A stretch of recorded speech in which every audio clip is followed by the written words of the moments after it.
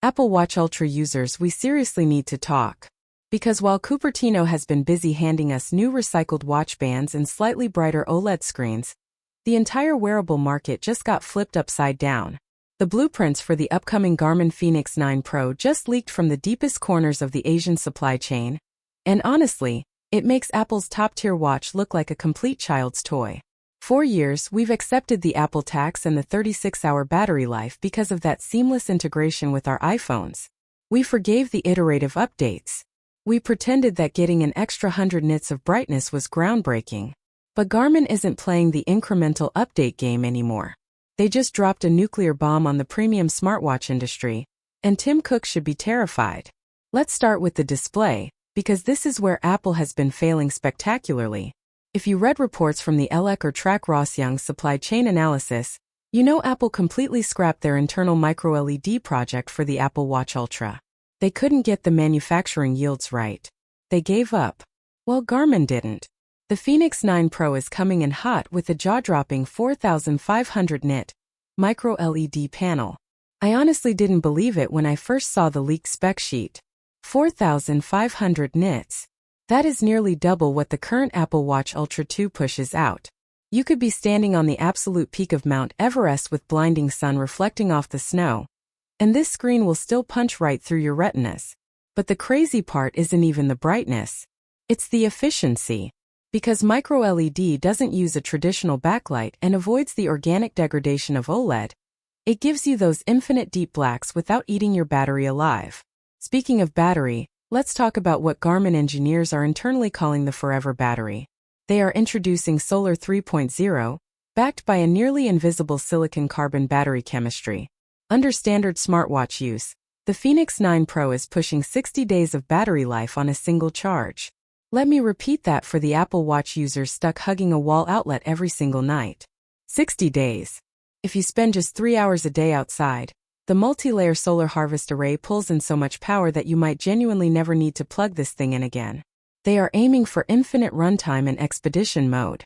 Meanwhile, my Apple Watch Ultra barely survives a weekend camping trip if I track a few hikes. It is embarrassing how far ahead Garmin is pulling here. They know their core audience doesn't sit on a couch watching Netflix. But here is where the Fenix 9 Pro completely destroys the Apple ecosystem lock-in. We have to talk about SatLink 360.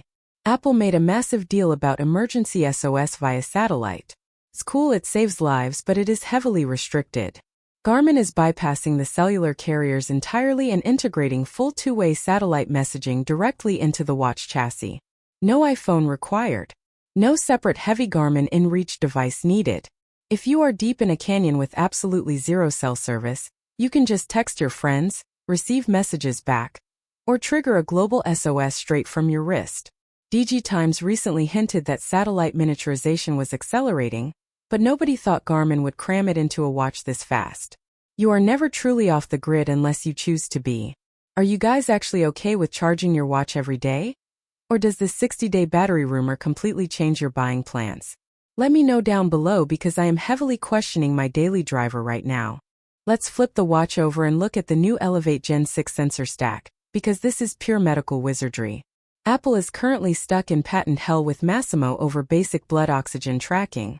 They are literally disabling features via software just to sell watches in the United States. Garmin is out here lapping them by moving into clinical territory. The Fenix 9 Pro is rumored to feature non-invasive continuous blood pressure trend tracking. No cuff needed. But the real game-changer is the real-time hydration monitoring. Using multi-wavelength optical sensors, this watch measures fluid levels in your interstitial tissue. It literally tells you to drink water before your brain even registers that you are thirsty. Combine that with their new AI neural training architect. And this watch is processing your sweat loss, sleep quality, and heart rate variability to dynamically adjust your training load.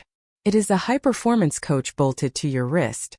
Mechanically, it is exactly what you expect from a premium Garmin, but pushed to the absolute extreme.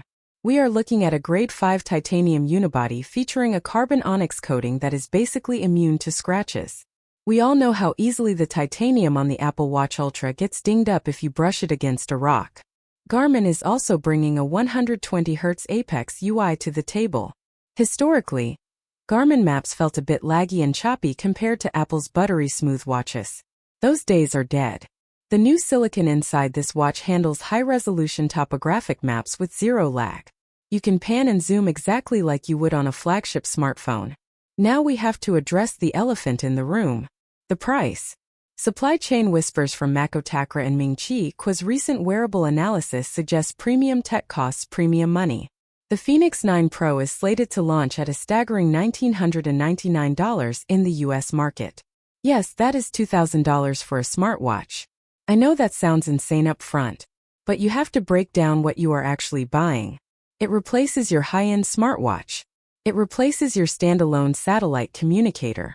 It acts as a professional medical fitness tracker. When you strip away the Apple tax and look at the raw utility, the value proposition actually starts making sense for hardcore athletes.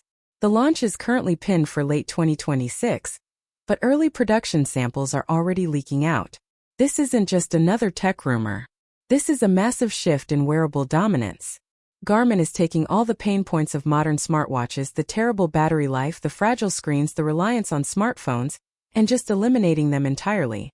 I honestly don't know how Cupertino responds to this. They can't just slap a new color on the Ultra 3 and call it a day anymore. The competition is officially on notice.